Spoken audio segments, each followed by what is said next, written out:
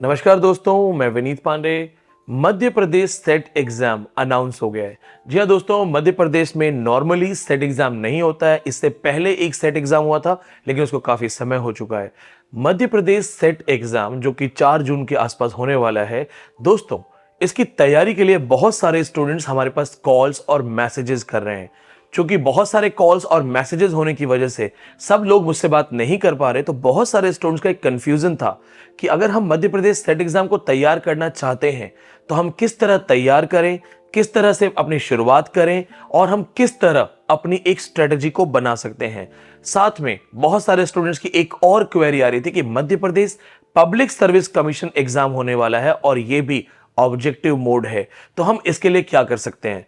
दोस्तों, अगर मैं अपनी बात करूं, सबसे पहले मध्य प्रदेश से मेरा काफी अच्छा रिश्ता है। आप में से बहुत से लोग जानते होंगे कि भोपाल में एसएसबी बोर्ड है। तो मैं जब आर्मी की तैयारी कर रहा था, आर्मी इंटरव्यू दे रहा था, तो मेरा मध्य प्रदेश 2 बार आना हुआ। दोनों बार मुझे भोपाल एसएसबी मिला, जिसमें मैंने ना केवल एसएसबी को एंजॉय किया, भोपाल की बहुत सारी खूबसूरत चीजों को मुझे लगता है मैं शायद कभी नहीं भूल पाऊंगा।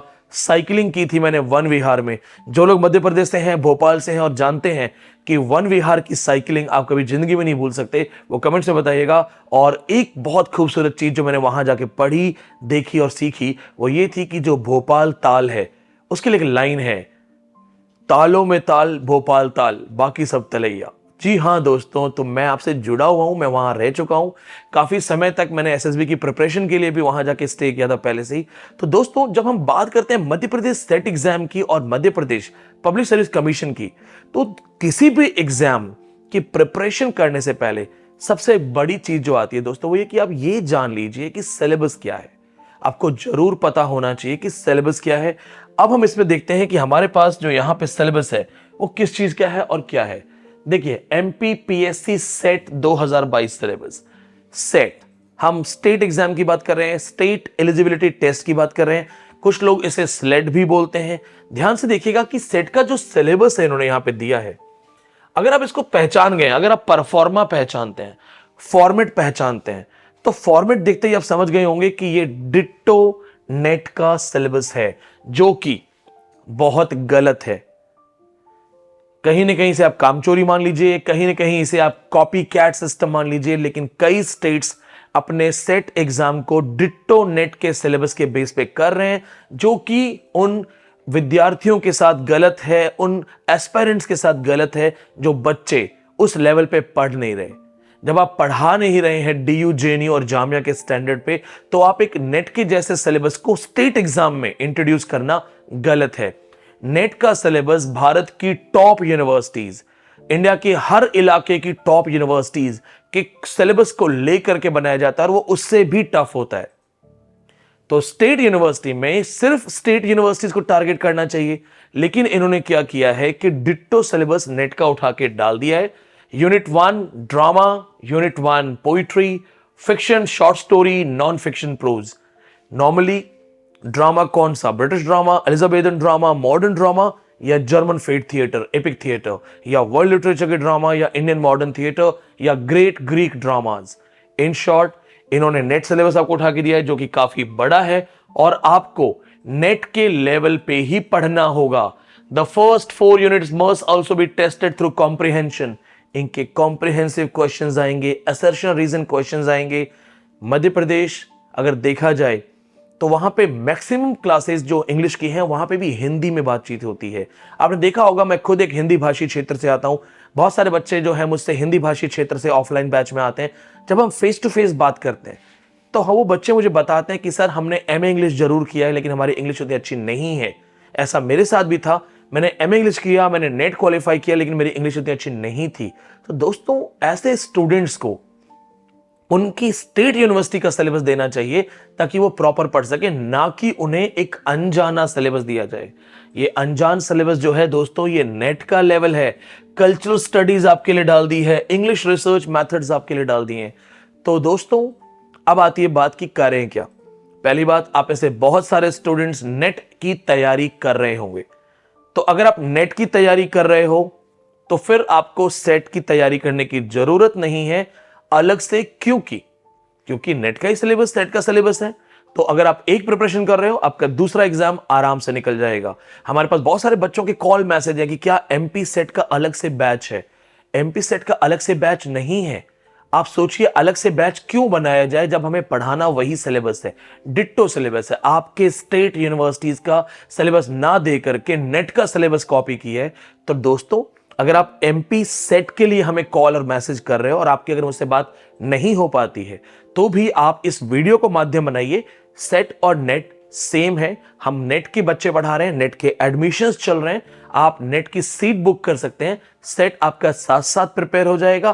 प्लस जब आपका एमपी सेट अनाउंस हो जाएगा कि अब एग्जाम होना शुरू हो गया है, एग्जाम होने वाला है, उस वक्त जितने भी मेरे मध्य प्रदेश के स्टूडेंट हैं, जी हां दोस्तों, ध्यान से सुनेगा, जितने भी मध्य प्रदेश के स्टूडेंट्स हैं, आप जानते हैं मैं लाइव सेशंस लेता हूं, प्राइवेट लाइव क्लासेस करता हूं। एमपी सेट के लिए सेपरेट सेशंस प्राइवेट वो जरूर होंगे। वो हमारे हाथ में भी है करना, और वो करना भी चाहिए, ताकि आपको अपनी तरफ से अलग से एक मौका मिले। तो जब एमपी सेट एग्जाम के 15-20 दिन रह जाएंगे, तो लगभग एक हफ्ते का सेशन हम अलग से करेंगे वीडियो क्लासेस का। यस, कंप्लीट वीडियो क्लासेस का सेशन होगा एमपी सेट के लिए। अब चलते हैं Madhya Pradesh public service commission के एग्जाम के लिए। ये आपका एक परफॉर्मा है, ये हमें स्टूडेंट्स ने भेजा है। मैं ये जरूर बोलना चाहूंगा, आप भी चेक कर लीजिएगा कि क्या ये ऑथेंटिक है कि नहीं। ये हमें स्टूडेंट्स ने भेजा, ये आपका परफॉर्मा है। इसके बाद ये आपका सिलेबस है, असिस्टेंट प्रोफेसर एग्जाम 2022। ये आपका सिलेबस है। पहली बात तो असिस्टेंट प्रोफेसर एग्जाम एक गवर्नमेंट जॉब होती है। गवर्नमेंट जॉब के लिए कंपटीशन भी बहुत हाई होता है। बहुत सारे बच्चों के कॉल मैसेज आ रहे हैं कि क्या हमें असिस्टेंट प्रोफेसर के एग्जाम के लिए क्लासेस मिल सकती हैं, गाइडेंस मिल सकती है। अब दोस्तों, मैं एक बार दोबारा आपको एक चीज दिखाना चाहूंगा, ध्यान से देखिए। यहां पे जो द्वितीय प्रश्न पत्र है, लिखा है संबंधित विषय, यानी कि आपका टॉपिक। उस टॉपिक में यहां पे क्लियरली लिखा हुआ है कि दोनों प्रश्न पत्र वस्तुनिष्ठ होंगे, यानी बहुविकल्पीय होंगे, यानी कि ऑब्जेक्टिव है। तो पहली बात तो दोस्तों, आपका ऑब्जेक्टिव पेपर है। जब ऑब्जेक्टिव पेपर है, अब यहां पे हम दोबारा चलते हैं सिलेबस पे, और सिलेबस आपका ये रहा। जॉफरी चौसर, इंग्लिश का one of the first writer, Spenser, Langland, Marlowe, Johnson, Bacon, in short Milton, Bunyan. Pure British history डाली गई है, पूरी ब्रिटिश हिस्ट्री, यानी कि पेपर जो आपका होगा वो ब्रिटिश हिस्ट्री बेस्ड होगा। अब यहां देखिए दोस्तों, ये आते हैं विक्टोरियन फेज पे। ब्रिटिश हिस्ट्री में विक्टोरियन फेज आ गया है। इमाइल जोला ऐड किया इन्होंने, एच.जी. वेल्स ऐड किया है। इमाइल जोला वर्ल्ड लिटरेचर का रेफरेंस है। इसके बाद अगर हम देखें तो modern British literature, literary theory criticism इन कंटेम्पररी क्रिटिकल अप्रोच, नाट्य शास्त्र, जो मेरे नेट के स्टूडेंट्स हैं वो जानते हैं कि हम ये सारी टॉपिक्स पढ़ाते हैं। सिगमंड फ्रॉइड, जूडिथ बटलर, ये सब टॉपिक्स आपके यहां है। और इसके बाद आता है separate unit Indian writing in English, Indian literature in English, फिर अमेरिकन, नॉन ब्रिटिश, और इसके बाद ये आपका आता है history of English language and research methodology. दोस्तों, फर्स्ट ऑफ ऑल ये पेपर बहुत टफ होगा, आसान नहीं होगा, क्योंकि इन्होंने हर चीज को बारीकी से मेंशन किया है। तो आपको ये सारी चीजें पढ़नी पड़ेंगी। दूसरी चीज, क्या ये सिलेबस नेट से अलग है? नहीं, नेट के अंदर है, नेट जैसा ही सिलेबस है। यहां तक कि इन्होंने जो नेट की लास्ट यूनिट है रिसर्च मेथडोलॉजी, उसको भी एज इट इज डाल दिया उठा के इन्होंने। कुछ चीजों का जरूर डिफरेंस है, जैसे यहां पे कल्चर स्टडीज वगैरह को इग्नोर किया गया है। तो इन शॉर्ट दोस्तों, अगर आप Madhya Pradesh public service commission की तैयारी करना चाहते हो और आपके पेपर भी ऑब्जेक्टिव पेपर हैं, तो आपको सिंपल सा एक काम करना है, नेट का बैच ज्वाइन कीजिए। हां, ऐसा नहीं है कि ये डिट्टो नेट सिलेबस है, सेट सिलेबस डिट्टो नेट है, ये डिट्टो नहीं है। यहां पे आपका एग्जाम जो मेरी जानकारी में है वो ये है कि अक्टूबर में है। तो जब Madhya Pradesh public service commission का असिस्टेंट प्रोफेसर का एग्जाम डेट के साथ प्रॉपर डिक्लेरेशन हो जाएगी, तो जो सेलेक्टेड यूनिक टॉपिक्स हैं, जैसे आपके यहां पे देखिएगा ट्रांसलेशन मेथड्स हैं, modern techniques of teaching English है, figure of speeches, literary devices हैं, ऐसे कुछ और टॉपिक, उनके लिए आपको बकायदा वीडियो क्लासेस मिलेंगी। नोट कीजिएगा, वीडियो लेक्चर्स मिलेंगे, यानी कि आपका 90% plus topic as it is NET के अंदर कवर हो जाएगा। और जब आपका एग्जाम डिक्लेयर हो जाएगा, तो वो 10% टॉपिक जो थोड़े बहुत अलग किए गए हैं, कुछ पे ज्यादा फोकस है, कुछ नई चीजें ऐड हुई हैं, उस पे आपको वीडियो क्लासेस मिलेंगी। इन शॉर्ट दोस्तों, इस वीडियो को बनाने के पीछे एक रीजन और भी है कि बहुत सारे बच्चों की जो कॉल्स हैं, एमपीपीएससी, एमपी सेट, बच्चों को करियर गाइडेंस चाहिए, डिस्कशन करना है, स्ट्रेटेजी चाहिए, लेकिन जब वो यहाँ कॉल करते हैं तो वो मेरे असिस्टेंट से नहीं बात करना चाहते, वो बात करना चाहते हैं विनीत पांडे से।